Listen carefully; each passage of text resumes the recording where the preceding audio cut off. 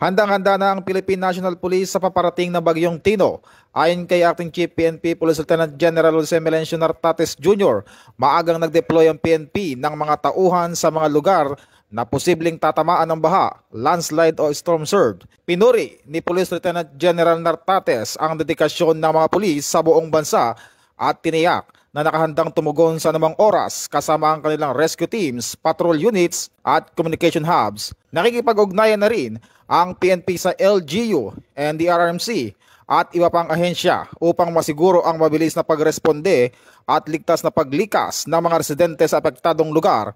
Nananawagan ng PNP sa publiko na sumunod sa mga abiso ng mga otoridad at huwag mag-atubiling tumawag sa Unified 911 o pumunta sa pinakamalapit na himpilan ng pulisya kung kinakailangang agarang tulong. Sa kabila ng masamang panahon, ipinapakita ng bagong PNP ang kanilang profesionalismo, dedikasyon at malasakit sa kaligtasan ng bawat Pilipino.